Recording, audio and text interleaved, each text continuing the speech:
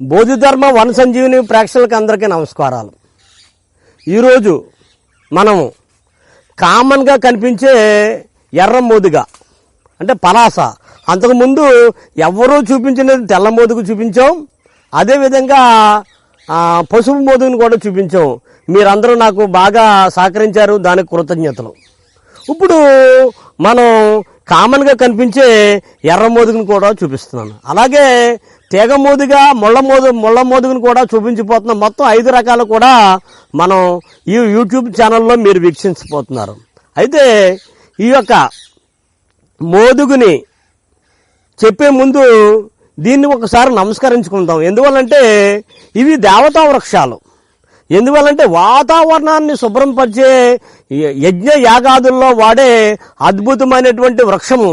అందువల్ల ఈ వృక్షాలను ఇప్పుడు మనం నమస్కరించుకుని, ఎందువల్లంటే ఈ వృక్షం నుంచి మనం అనేక రకాల ప్రయోజనాలు పొందుతున్నాం. కాబట్టి ఈ వృక్షం నుంచి ఈరోజు ఒక కొమ్మను తెంపాం, ఒక పువ్వును కూడా కోసాం. కాబట్టి దీన్ని ఒక అవసరం కోసం తీసామని దీనికి సంకల్పం చెప్పుకుని, కృతజ్ఞత చెప్పుకుని, దీని అనుమతి తీసుకుని మాత్రమే మనం వాడాల్సి ఉంటుంది.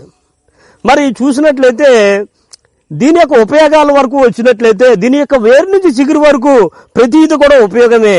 అంటే మానవుని యొక్క అవసరాలు, ఆరోగ్య అవసరాలన్నీ కూడా కాయకల్ప చికిత్సలో ఇది అద్భుతంగా ఉపయోగపడుతుంది. కాయకల్పం అంటే కాయం అంటే శరీరము, కల్పం అంటే అనేక సంవత్సరాలు బతకడం. అంటే 100 సంవత్సరాల కంటే ఎక్కువ బతకడానికి అవసరమైనటువంటి మూలికలు, రసాయనాలు ఈ యొక్క మోదుగులో ఉన్నాయి. అంటే ఇది జీర్ణ వ్యవస్థను సెట్ చేస్తుంది, శ్వాస వ్యవస్థ, లంగ్స్ రిలేటెడ్ అన్నిటిని సెట్ చేస్తుంది, గుండె రక్తనాళాలను సెట్ చేస్తుంది, అదేవిధంగా లివర్ కోసం వచ్చినటువంటి సమస్యలను కూడా సెట్ చేస్తుంది, అదేవిధంగా కిడ్నీలు, అలాగే ప్రత్యుత్పత్తికి సంబంధించినటువంటి సెక్సువల్ ప్రాబ్లమ్స్ ఉన్నా సరే దీన్ని సరిచేస్తూ ఉంటుంది. దీని యొక్క ఒక్కొక్క లక్షణాలని, ఒక్కొక్క అవసరాలను మనం చూసినట్లయితే దీని యొక్క ఆకులు చూసినట్లయితే మన పూర్వీకులు, ఋషులు, మునులు ఏం చెప్పారంటే వారంలో 1 రోజు 2 రోజులు జీర్ణ వ్యవస్థను ఖాళీగా ఉంచుకోవడానికి ఒక వారాలను మొదలుపెట్టారు. శనివారమో సోమవారమో అనేది వారం చేయడం వల్ల ఏమవుతుందంటే ఆ రోజు జీర్ణ వ్యవస్థకి ఖాళీ ఇవ్వాలి. మరి మనం చూసాం, నోబెల్ ప్రైజ్ సాధించారు.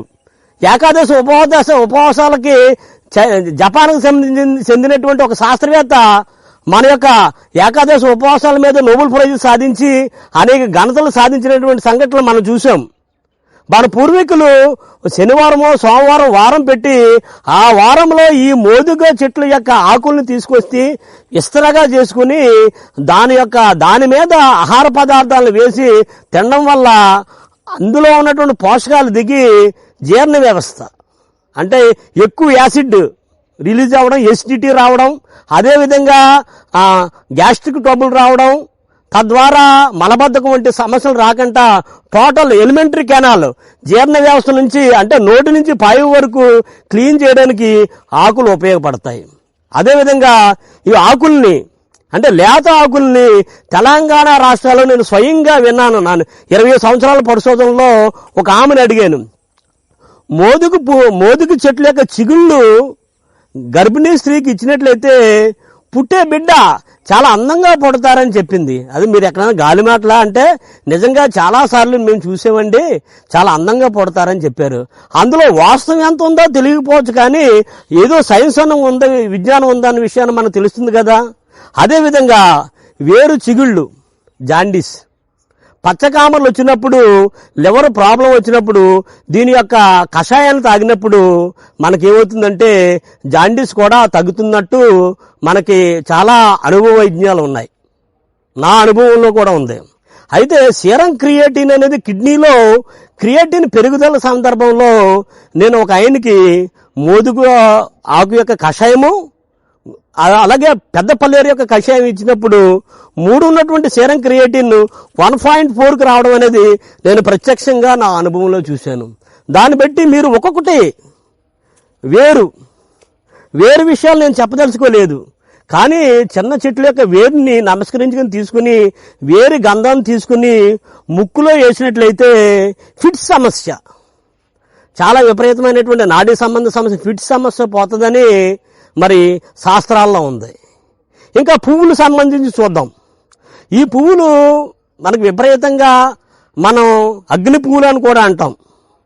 ఇది ఎందువల్లంటే దీని యొక్క ఫ్యాబేసీ ఫ్యామిలీ ఇందులో అన్ని రకాలు మనం చూపించిపోతున్నాం.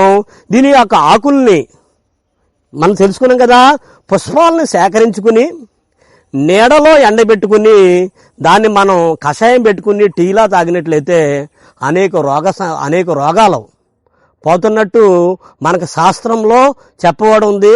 అందువల్ల కాయకల్ప చికిత్సలో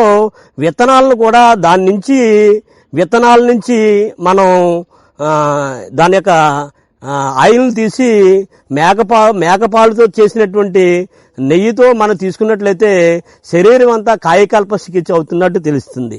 అదేవిధంగా ఏజింగ్ అంటే 120 సంవత్సరాలు హిమాలయాల్లో 200-300 సంవత్సరాలు బతుకుతున్నారు కదా. ఆ బతకడానికి కారణం ఈ మోదుగు చెట్లు వంటి అనేక ఔషధ గుణాలు.